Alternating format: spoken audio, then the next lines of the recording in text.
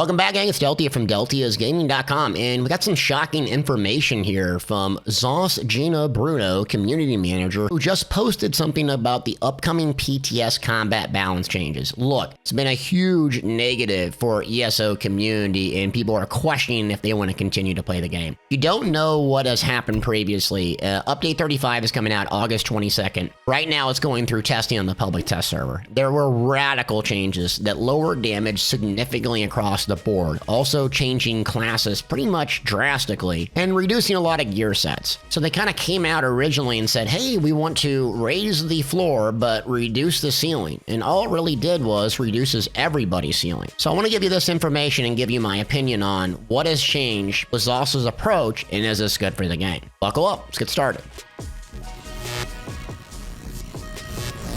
Okay, here's the post right here. ZOS Gina Bruno, community manager, who just posted today on July 29th. I'm going to go ahead and read the paragraph and give you my opinion on it. Quote, as we continue to read through your feedback from the testing these changes, we determined that some of our goals were actively competing with each other and not reaching the target audience in ways we intended. We ultimately wanted to help raise the floor and reduce the ceiling in regard to DPS output, while simultaneously improving class balance in some problematic areas. So far, this has led to competing changes that have hurt some groups of players, despite us stating we didn't want to actively harm play styles with any particular change. We are committed to following through with additional ways to mitigate these issues while still meeting our intended goals. Okay, first paragraph out the door is very clear in what they're trying to do and what may have went wrong. It seems like if you were on the public test server and you were one of those people, no, I didn't think the sky was falling, but it was just such a radical change, such an aggressive group of changes, not only for light attacks, but for dots and all of the classes. It was very off-putting for the majority of ESO players. This really does explain what they were trying to do clearly and what may have gone wrong.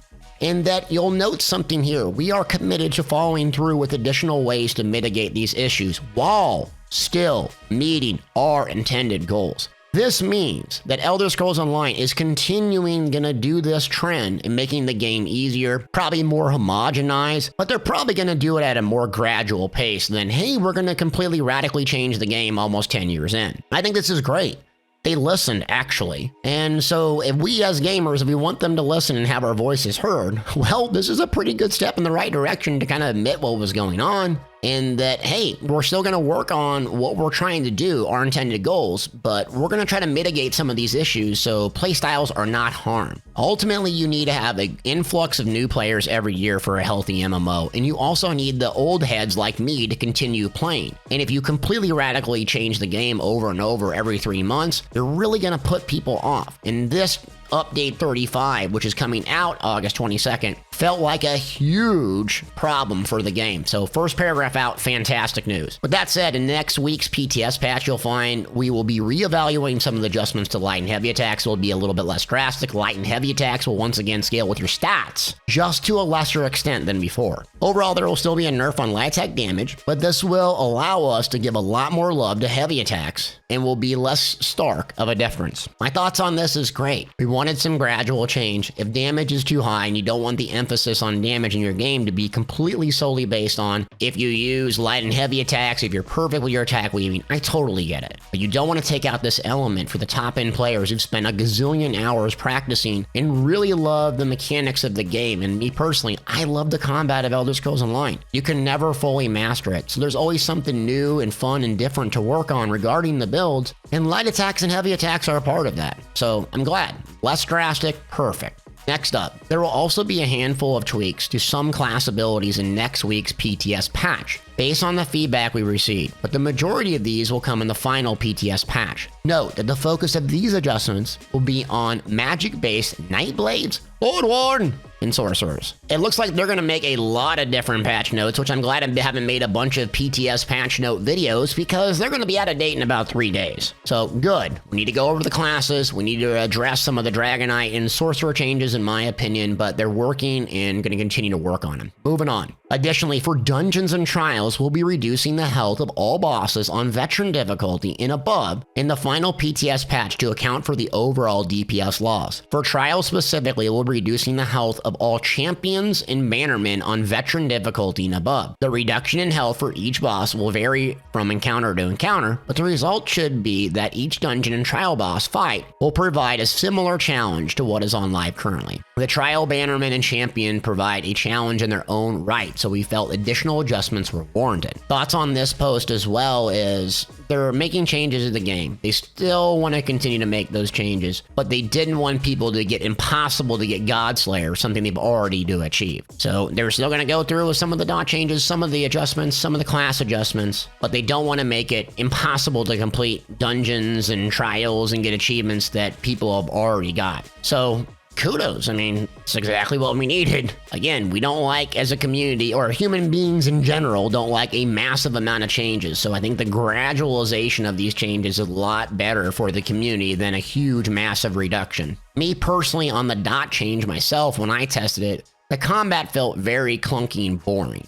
I get that some people might want to not bar swap and reapply buffs all the time, but when they were 20 seconds instead of 10, it just felt like I was sitting there doing my main spam bowls 9, 10 times in a row versus maybe 2, 3. Happy balance might be 15 to 12 seconds or so, but some of those changes were reverted as well. So overall, it's going to be very similar to what you have on live, probably a bit easier to maintain your dots for the average player, which I think is what they intended. And lastly, we recognize there has been some concerns surrounding the combat changes currently on the PTS, and we truly believe with some continued adjustments and iteration, this is the best course of action for the long-term health of the game. We're also working on a brief Q&A that should help address some of the more general questions surrounding these changes. Thanks for reading, and of course, taking the time to provide so much in-depth and valuable feedback. Well, they listened on this one, and they're still going to do some changes. They're still going to do some adjustments, and they're still going to work through the PTS. But the fact that they're going to do a Q&A, I think, is fantastic. I would love for the senior leadership in the company to get out and say, this is the clear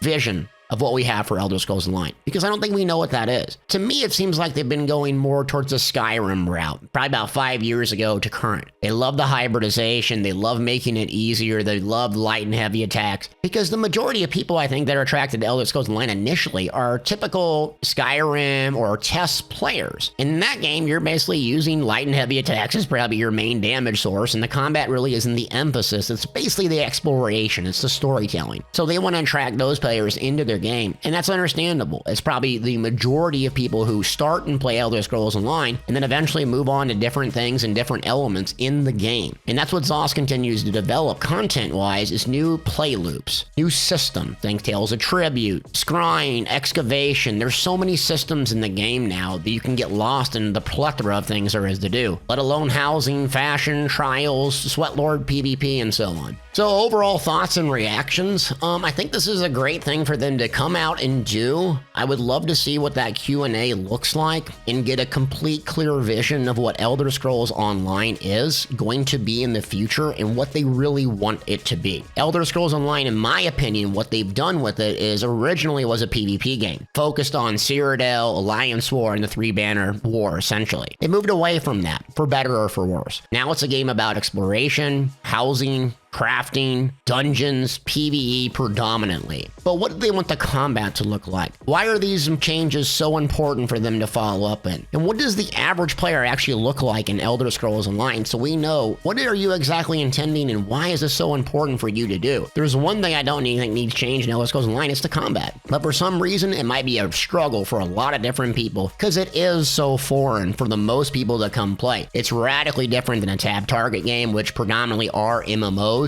An action-based game, it's a lot different, but that also makes it unique in the marketplace and is very attractive to someone like me who just can't get enough of killing stuff in Elder Scrolls Online. But where was I right? Where was I wrong? What do you think of this information? Step in the right direction. Feel like it's a really good thing that they came out here and addressed this. We'll get a Q&A, get some more details, but hey, thankfully I was on the PTS for hours and hours because guess what? It's changing. Thanks for watching.